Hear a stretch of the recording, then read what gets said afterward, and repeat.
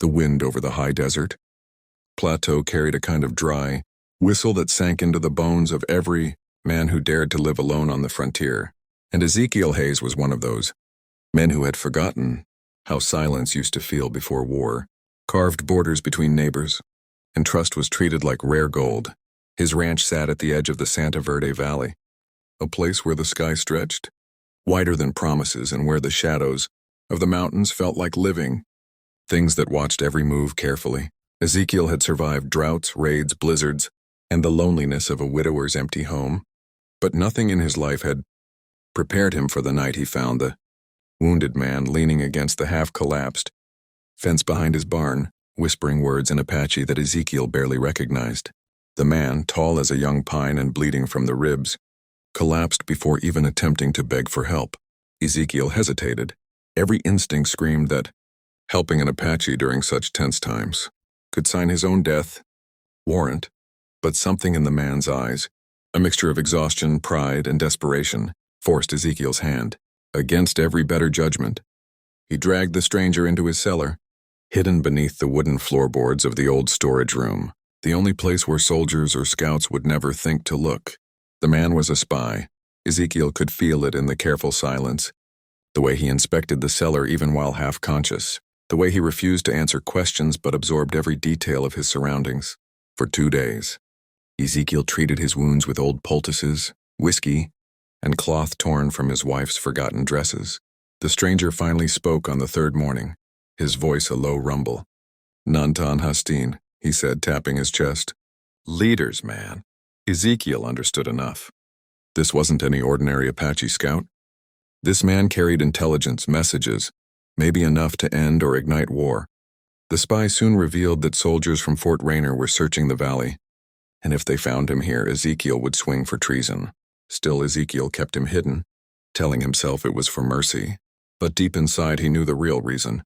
Somewhere in the shadows of this man's courage, Ezekiel saw a reflection of his younger self, back when he believed the frontier could be a shared land instead of a battlefield. Every night, Ezekiel listened to distant drums echoing from the mountains, sometimes Apache, sometimes soldiers. Rumors of an impending confrontation drifted across the valley like dust storms. Ezekiel's ranch sat right in the middle of paths used by both sides. He started to feel the weight of something bigger than himself gathering in the darkness, something that would force him to choose a side he never asked to be part of. On the 6th night, as Ezekiel handed the spy a portion of stew and a clean bandage, the ground beneath them trembled faintly, not from earthquakes, but from the synchronized gallop of dozens of horses, soldiers. They were coming fast. Their torches glowed on the horizon like falling stars sweeping across the plains. Ezekiel extinguished every lamp in the house, his heart pounding like iron on an anvil. The spy stood despite his pain, gripping Ezekiel's shoulder as if accepting that fate was closing in. "If they find me," the spy said softly, "the mountains will burn." Ezekiel didn't understand, then not fully, but he would soon. The soldiers reached his ranch just before dawn. Captain Morrison, a sharp-jawed man with too much swagger and too little mercy, accused Ezekiel of aiding raiders, claiming they'd tracked footprints to his land. Ezekiel lied, saying he'd been alone for weeks, and for a moment it seemed the lie might hold. But one soldier, a twitchy newcomer, wandered too close to the cellar door. Ezekiel had no choice. He faked a collapse, knocking over a barrel to draw attention away. The distraction worked, but Morrison grew suspicious. He warned Ezekiel that if any Apache presence was discovered later, the rancher would be shot without trial. As the soldiers left, the sun rose over the far mountains. Quiet, golden, deceptive, yet Ezekiel's gut twisted. He felt danger gathering like thunderheads. The spy looked at Ezekiel long after the soldiers vanished. "You risked your life," he said. Ezekiel shrugged. "A man bleeding in my yard ain't something I can ignore." But the spy shook his head. "No, you chose your path tonight. And now you must hear something." He explained that tribes across the territory had sent encoded signals to one another. A large movement, a meeting of leaders, was planned. Soldiers believed it was an uprising, but the spy revealed its real purpose, a peace council, a final attempt to prevent a full-scale war. The spy carried information crucial to that meeting. Without it, the council could collapse into violence.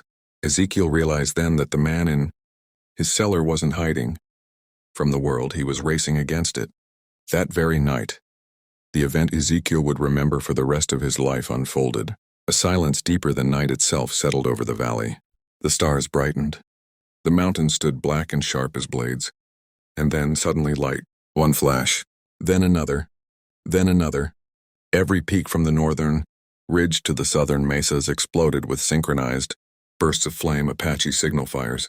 A dozen, then 24, like constellations being lit by human hands. The spy stood beside Ezekiel at the window, his expression unreadable. "It begins," he murmured. Ezekiel felt the hair rise on his arms. The lights weren't an attack, they were communication. One message spreading across hundreds of miles. A message the spy had feared might come without him. And then the spy said something that froze Ezekiel's breath in his throat. "They are calling for me. And if I do not answer those fires, your valley will become a battlefield." Ezekiel looked at the mountains glowing like fiery crowns in the darkness, realizing he had only a few hours to decide whether to protect himself or help the spy step into a storm that could change the fate of everyone in the territory. Ezekiel's world shifted the moment. The signal fires crowned the mountains like burning halos. The spy, whose real name he now learned was Taza, stood straight despite his healing wounds, every line of his body tense with duty. The message was clear. He was being summoned to the gathering of Apache leaders, and without him the fragile threads of peace would snap like dry twine. Ezekiel, once merely a rancher trying to survive the frontier, suddenly found himself standing at the crossroads of history. He could let Taza go alone into a valley crawling with soldiers or escort him into the mountains where war drums might already be beating. Neither option promised survival. But there was a weight in Ezekiel's chest, a weight that felt like his wife's voice, reminding him that doing nothing was still a choice, and often the worst one a man could make. Before dawn, Ezekiel saddled his old horse, Buckshot, and retrieved his late father's rifle. Taza refused to ride, insisting his wounds were healing, and that he could travel on foot faster through hidden passes. Ezekiel followed him across the valley floor, weaving between ravines and scattered boulders, the cool desert morning giving way to rising heat. Behind them, distant dust clouds hinted at soldiers searching aggressively. Taza moved with the silence of a cougar, stopping occasionally to read signs in the dirt that Ezekiel could not see. "They are coming," Taza said, pointing eastward. "They think I am running toward my people. They do not know I am running to save them." Ezekiel felt the importance of the moment tighten inside him. He realized that soldiers weren't just hunting a spy, they were unknowingly stalking the last chance for peace the region had. The climb into the mountains was grueling. Taza's breath grew sharp and blood occasionally spotted his bandages, but he pushed forward, his resolve unbreakable. Ezekiel watched the fires atop the peaks fade with the rising sun, replaced by thin trails of white smoke. Messages continued. Urgent ones. Ezekiel had no idea how many tribes were involved or how much danger lay ahead. But he could feel the valley shrinking behind him, like a past life left at the bottom of a well. Every instinct told him to turn back, yet every step forward carved a new truth into his bones. He could no longer pretend to be a man unaffected by the world's storms. He was part of something now, whether he liked it or not. Around midday, they reached a narrow pass where the rocks squeezed into a natural gate. Beyond it lay a hidden basin surrounded by towering cliffs. And in that basin, Ezekiel saw something he never expected. Hundreds of Apache gathering in silence. Warriors bearing different tribal markings. Elders seated in circles. Women tending fires. Children watching the mountains with solemn eyes. It wasn't an army, it was a council. A gathering of entire nations.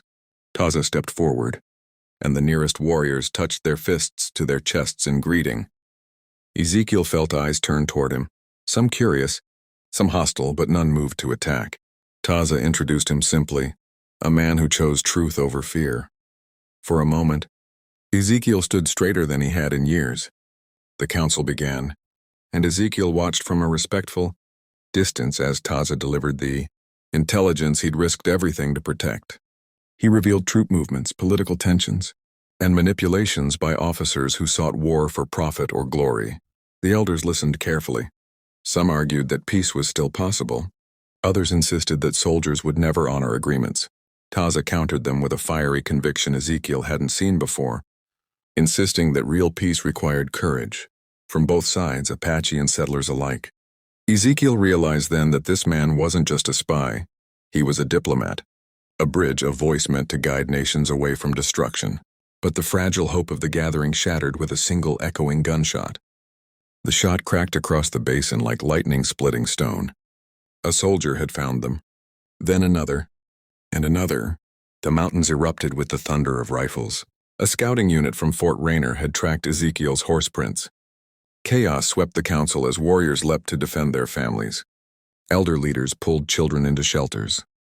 Taza drew Ezekiel behind a boulder as bullets sparked off the stone. "They think this is a war camp," Taza growled. "If they push forward, the valley will drown in blood." Ezekiel felt a fear deeper than anything he'd known. This wasn't just an ambush, this was the spark that could ignite a conflict across the entire territory. Ezekiel knew what he had to do. He sprinted toward a ridge, ignoring Taza's shouts. Crawling along the cliffside, he positioned himself where the soldiers couldn't see him. He aimed his rifle not at the Apache but into the air, firing 3 rapid shots, the universal frontier signal for ceasefire. The sound echoed across the basin. Soldiers hesitated. Apache hesitated. Taza took the moment, standing boldly atop a rock and shouting in perfect English, "This is a council for peace, not war." His voice boomed like thunder. Soldiers froze, recognizing that the man they hunted was unarmed and surrounded by families. "Not warriors in formation." Captain Morrison soon arrived with reinforcements, but even he could not deny what he saw before him. A peaceful gathering disrupted by a misunderstanding and panic. Ezekiel confronted the captain, shouting that he had lied earlier because the truth would have been twisted. Morrison threatened to arrest him, but the weight of the situation and the number of peaceful witnesses forced him to reconsider. In the end, Morrison agreed to withdraw his men under the condition that the council disperse peacefully. Taza negotiated further, insisting on a formal meeting at the fort to discuss terms. For the first time in Ezekiel's memory, a sliver of mutual understanding flickered between soldiers and Apache. As soldiers retreated, Taza turned to Ezekiel. "You may have saved us all, Hayes." Ezekiel shook his head.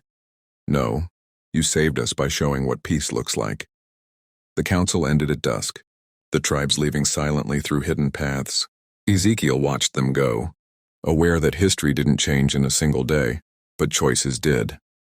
And today they had made one that mattered. When Ezekiel finally returned to his ranch, the cellar was empty, the mountains dark again, but everything felt different, lighter, as if the valley had exhaled. He knew the future would still hold struggle, suspicion, and fear, yet he also knew hope had been carved into the land like a trail no man could erase. And to the listeners of this story, if you enjoyed this journey, if you want more frontier legends, gripping tales, and heart-pounding adventures, don't forget to subscribe to the channel. Your support helps stories like this come alive again and again.